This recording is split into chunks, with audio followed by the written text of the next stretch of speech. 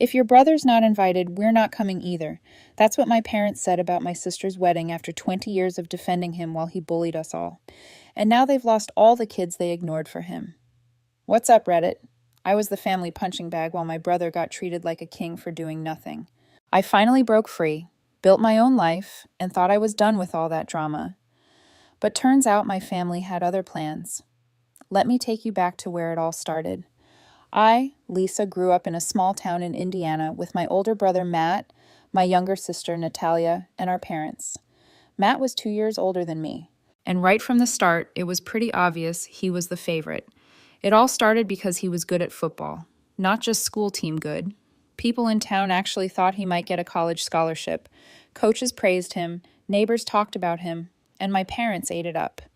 Every time he scored a touchdown, my mom acted like she was the one out there running plays. My dad called him our ticket to the big time.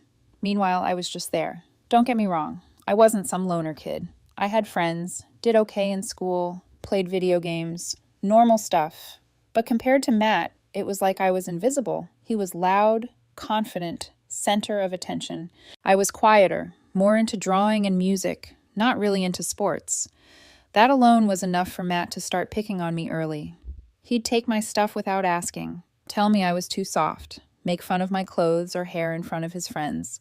If I got mad, he'd laugh like I was the crazy one. My parents always had the same reaction. Boys will be boys. One of my earliest memories of Matt being a jerk was my 10th birthday party. I had a few friends over. We were in the backyard eating cake, and Matt dumped a bucket of cold water on me in front of everyone. Ruined my cake. My gifts got wet. Kids laughed awkwardly. And Matt stood there grinning like he just won the Super Bowl. I ran inside crying. My mom said I was overreacting, and my dad told me to lighten up. Matt didn't even get in trouble. That was the pattern for pretty much my whole childhood. Matt could do whatever he wanted. If he broke something, it was an accident. If he insulted me, it was a joke. If I ever snapped back, I was the problem. By the time I hit middle school, I started noticing how other people saw it too. Teachers would ask why Matt was so mean to me sometimes. One neighbor told my mom Matt shouldn't pick on me so much. She laughed it off like it was nothing. Matt got worse as he got older. It wasn't just teasing anymore. One time he told my crush I still slept with a nightlight. Not true, by the way. And he stopped talking to me for weeks. Natalia was little back then, so she didn't get involved much. She was 4 years younger than me, and Matt mostly ignored her. Sometimes she'd tell him to leave me alone, but she didn't have any power in the house either. The golden boy treatment hit its peak when Matt started high school football. Suddenly, everything in our lives revolved around his games. Vacations were canceled because of tournaments. My parents wore his jersey to the grocery store like he was already in the NFL. Meanwhile, I was the kid getting rides to art class from friends' parents because mom and dad were too busy with Matt's schedule.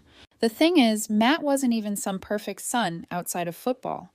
He barely passed classes, talked back to teachers, partied with his friends, and still got treated like he walked on water. And me, I kept my head down, got good grades, never got in trouble. It didn't matter. By the time I was 14, I stopped bothering to tell my parents when Matt did something to me. Like the time he accidentally broke my guitar because he was messing around with it, I realized nothing was going to change. One night at dinner, Matt joked that I was going to end up living in mom and dad's basement forever. Everyone laughed, except me. Funny thing is, years later, that line would come back to bite him way harder than anyone expected. But back then, I just sat there eating my food, counting down the years until I could leave. By the time I hit high school, I'd already learned the rules. Matt did whatever he wanted. Mom and dad defended him, and I stayed in the background. But high school made it worse because now Matt had a car, a bigger friend group, and more ways to make my life miserable. One of the first things he did freshman year was take my bike. He said he needed it because his car wasn't starting, which was a lie. He rode it to a friend's house, left it outside overnight, and it got stolen. When I told mom and dad, they just said, "Well, you should have locked it up better." Like I was the one who left it there. I had saved all summer mowing lawns to buy that bike. Then there was my first date. I was 16. This boy named James from my math class. We went to the movies. Everything was fine until Matt showed up with his friends. Halfway through, he spotted us in the lobby and started yelling, "Hey, Lisa, don't get nervous now. Don't cry if he holds your hand." Everyone laughed. James was so embarrassed he barely talked to me the rest of the night. When I told Mom about it later, she said, "He's just teasing. He doesn't mean anything by it." I started realizing Matt could burn the house down, and they'd probably blame the wind. The big turning point came Matt's junior year of high school when he was 17 and I was 15. Up until then, football had been the entire center of gravity in our house. Matt was the star, the future college athlete, the one everyone thought was going to make it big. Then one fall afternoon, after some fight with his coach about playing time, Matt thought he deserved to be the starting quarterback, even though the other guy was better. He quit the team mid-season, just walked out. Told everyone he was focusing on his future. What future?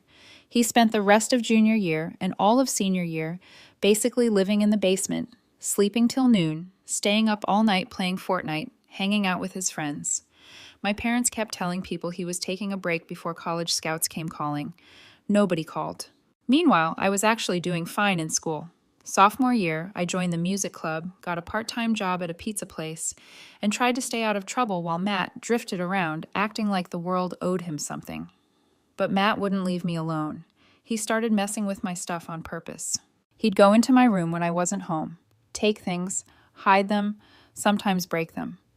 The worst was the guitar. I'd saved up for a year to buy it, came home one day, found it in 2 pieces. Matt said he bumped it off the stand. Mom told me I should have put it somewhere safer. I lost it that time.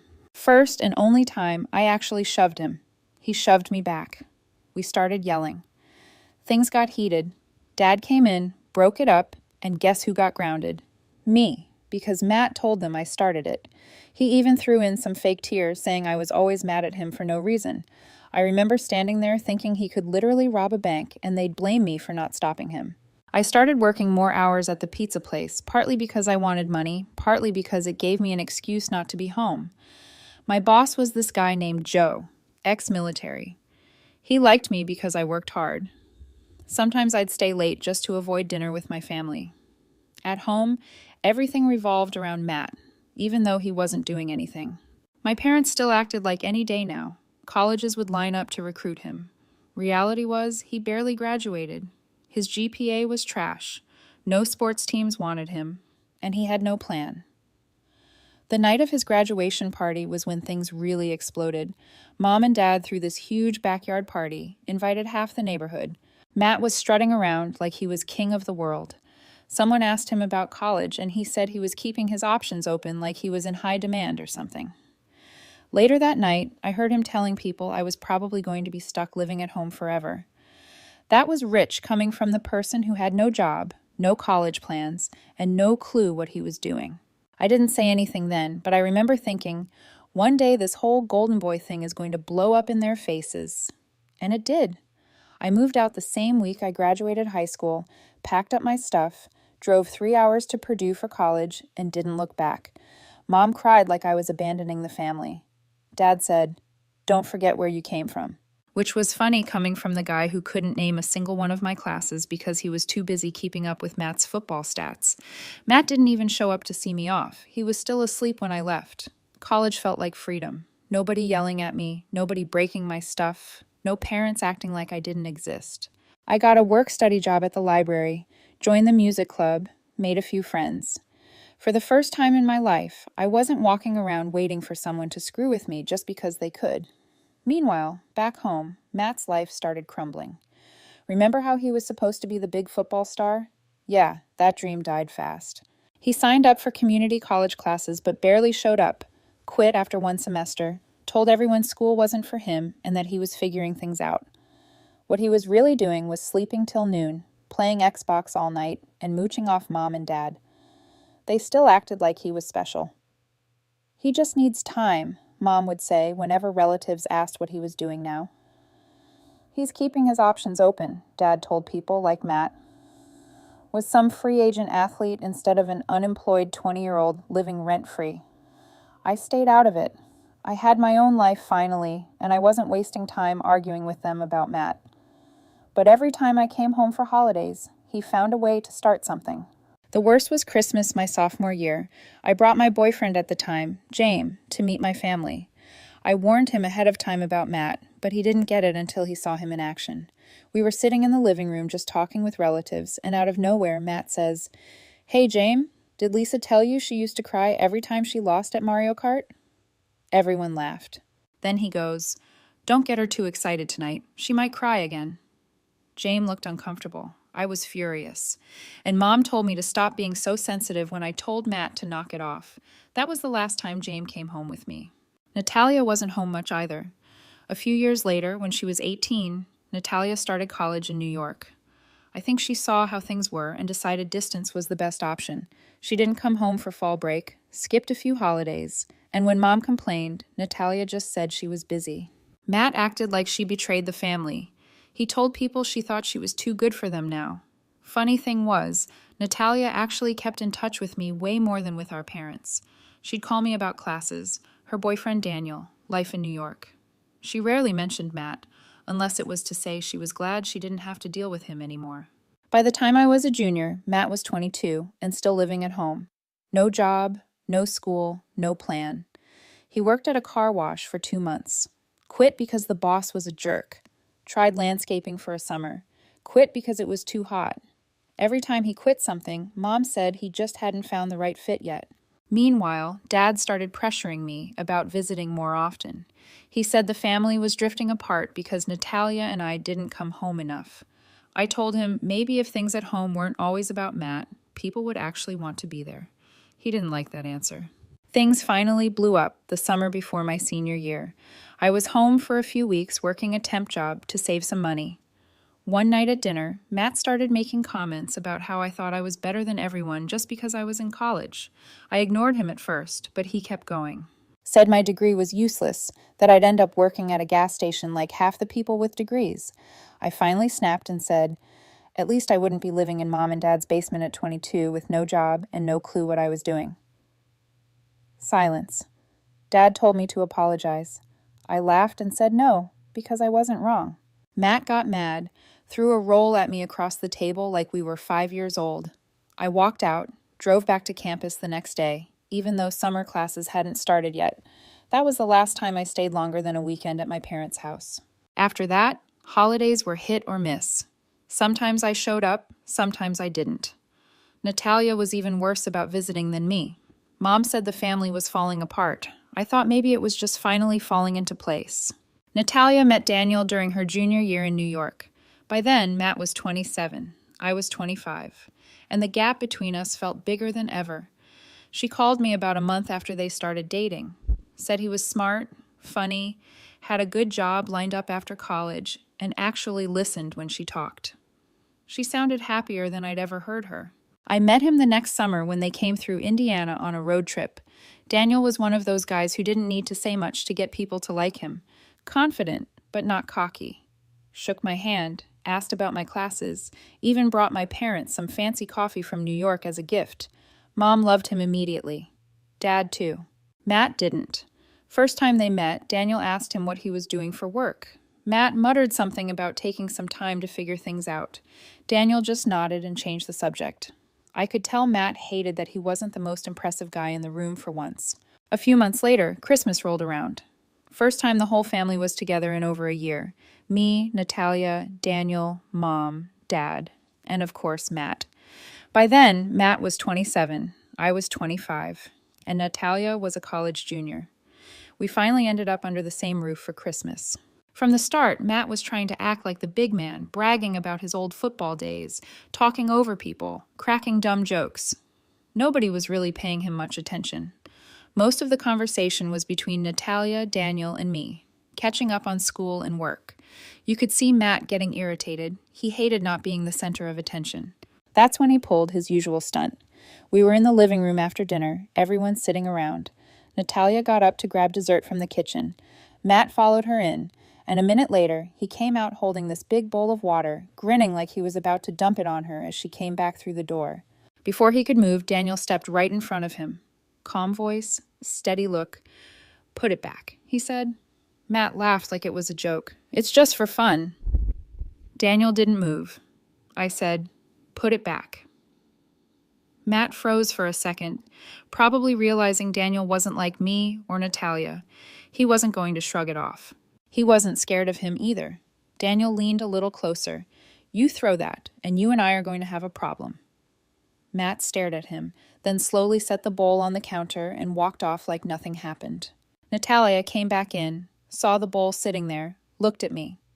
I just shook my head. Mom, of course, tried to smooth it over. "Matt was only joking," she said. Daniel didn't even look at her. Doesn't seem funny to me. After that, the mood shifted. Matt stayed quiet the rest of the night. Natalia and Daniel left early, said they were tired. The next day, Mom called me, said Daniel overreacted and Matt was just being playful. I told her maybe if she'd ever told Matt to knock it off when we were kids, he wouldn't still be acting like a 12-year-old at 27. She didn't like that. Over the next year, Natalia visited home less and less. Sometimes she skipped holidays completely.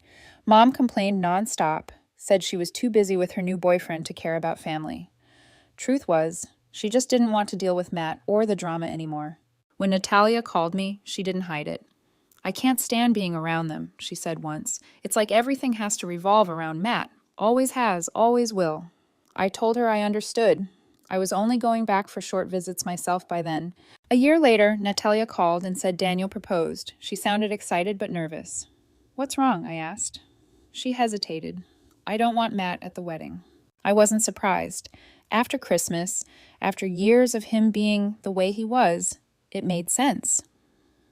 "What about Mom and Dad?" I asked. "I'll invite them," she said. "But if they make it about Matt, they can stay home too." When she told them the plan, it went exactly how we expected. Mom said she was being unfair. Dad said it was a family event and Matt should be there. Natalia told them straight, "He's not invited." End of story. They argued for weeks, called her selfish, said she was trying to split the family. Natalia didn't budge.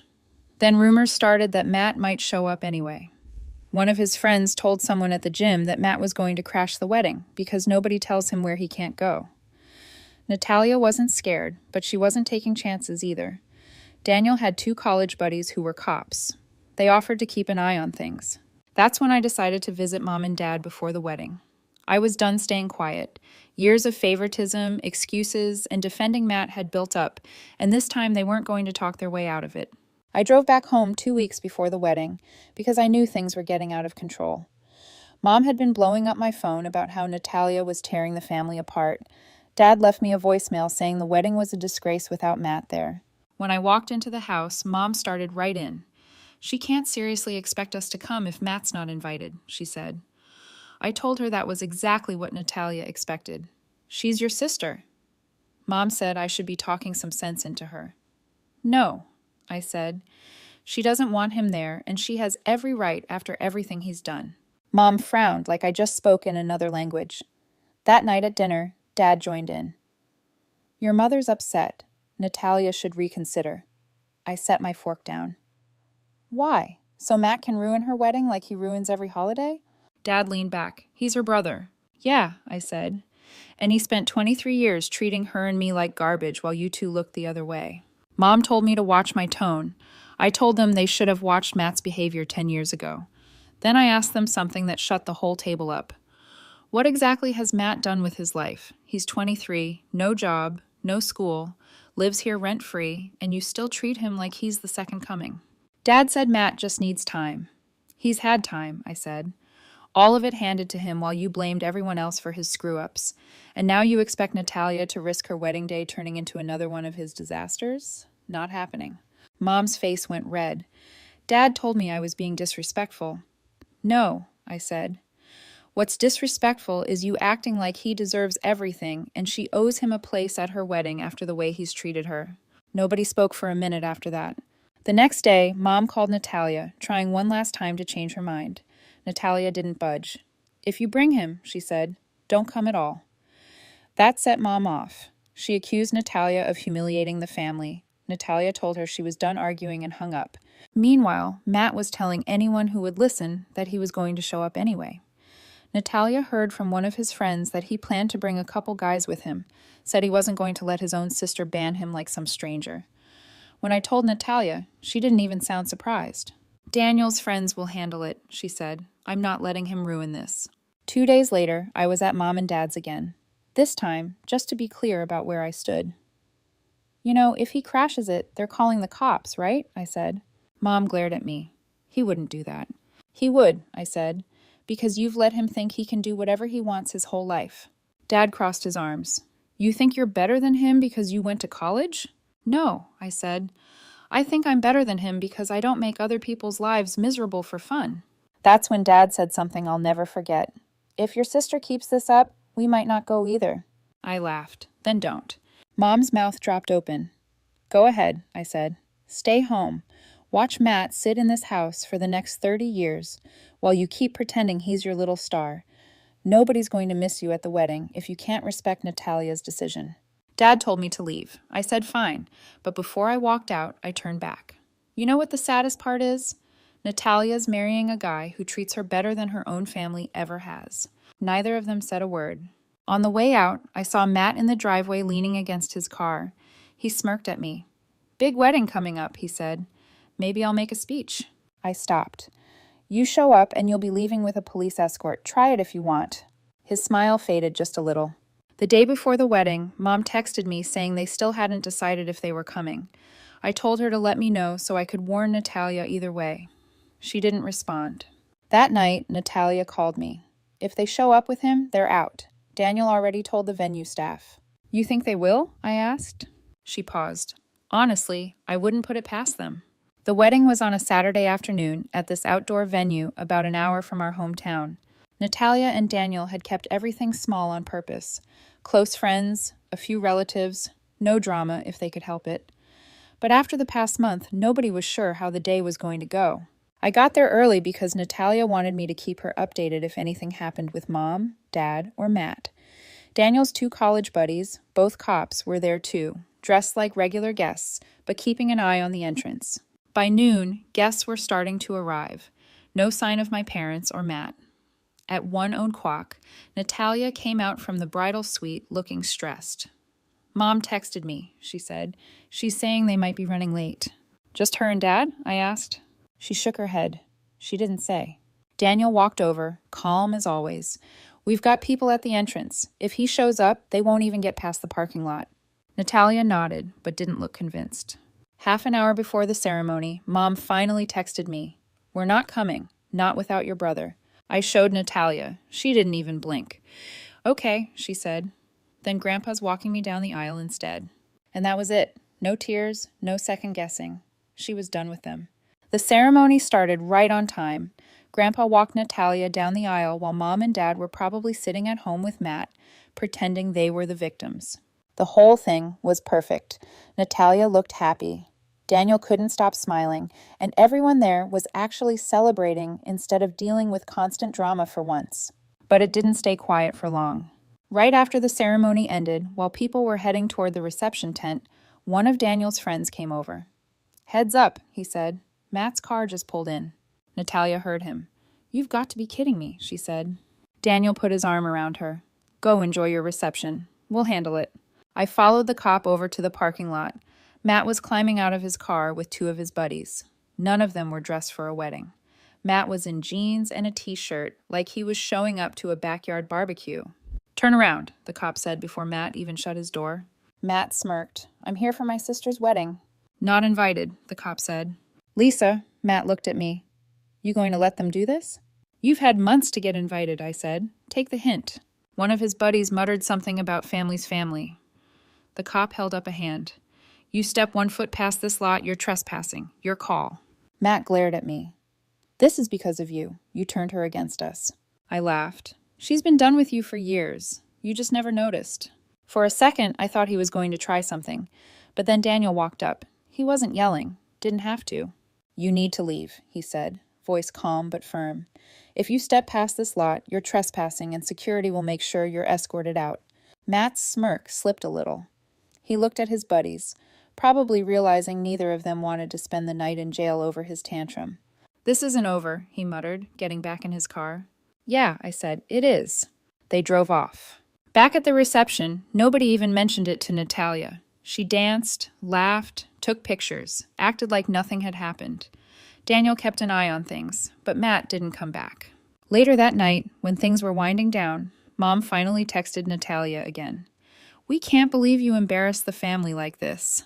Natalia didn't even reply. She handed me the phone and said, "You deal with them." I texted back, "She didn't embarrass anyone. You did by siding with Matt over her for 20 years. Don't contact her again tonight." Mom didn't respond. After the wedding ended, a few of us stayed behind to help clean up. Natalia hugged me before leaving. "Thanks for having my back," she said. "Always," I told her. On the drive home, I kept waiting for my phone to blow up with calls from Mom or Dad. Nothing came through until the next morning. Dad's voicemail was furious. Said I'd turned my sister against the family and disrespected him and Mom. I deleted it without calling back. Because here's the thing. They made their choice a long time ago. They chose Matt. Every time they defended him, every time they ignored what he did to us, every time they acted like the rest of us didn't matter, they chose him. And now they got what they built. After the wedding, Natalia and Daniel went on their honeymoon. And for the first time in years, there was no family drama ruining everything. No awkward phone calls, no last-minute fights, no Matt making himself the center of attention. It didn't take long for the fallout to hit. 2 days after the wedding, Mom sent me a long text about how I disrespected them by siding with Natalia. She said we owed them an apology for excluding family. I didn't reply. Natalia didn't either. A week later, Dad left another angry voicemail saying we were tearing the family apart. Same speech he's been giving since I left for college. I deleted it. Natalia told me she blocked them after that. "I don't need the stress," she said. "They made their choice. Now they can live with it." Matt tried calling me too once, left a message saying I turned everyone against him and that I was jealous of him. Jealous of what? He didn't say, probably because there was nothing to list.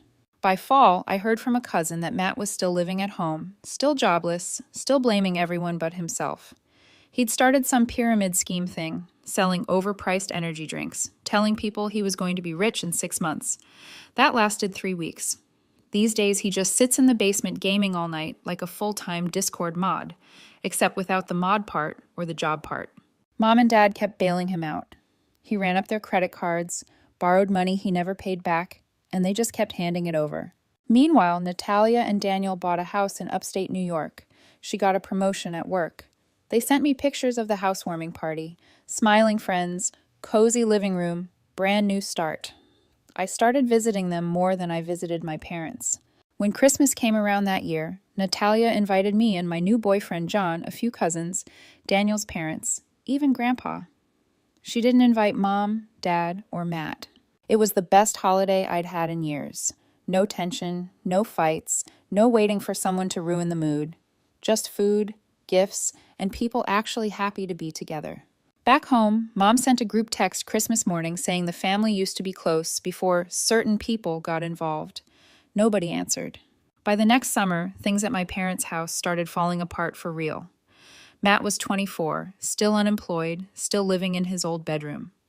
A cousin told me he wrecked Dad's truck after borrowing it without permission. Insurance didn't cover everything, so Dad had to pay out of pocket. Mom complained to relatives about how hard things were, but somehow never connected the dots that Matt was the problem. Then Dad got sick.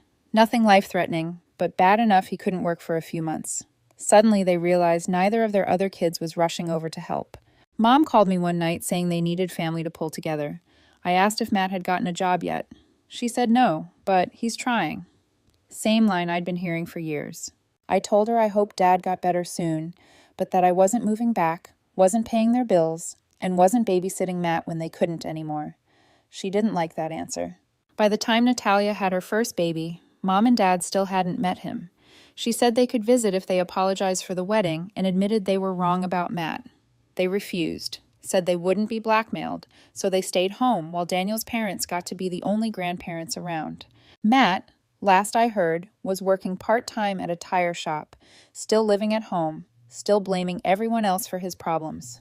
He posted on Facebook once about fake family turning their backs on him. Got 3 likes.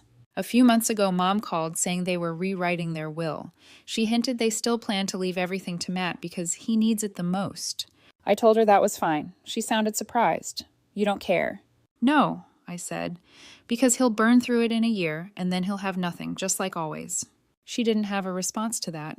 These days I see Natalia, Daniel, and the baby whenever I can. We spend holidays together, birthdays too. John loves them. Daniel's family treats us like we've always been part of theirs. Mom and Dad still send the occasional text about missing the old days. I don't reply much. There's nothing to say. They spent decades choosing Matt over everyone else. Now they can live with what they built. A grown man who can't take care of himself, and 2 kids who finally stopped waiting for them to change. For the first time in my life, it's quiet, and I'm keeping it that way.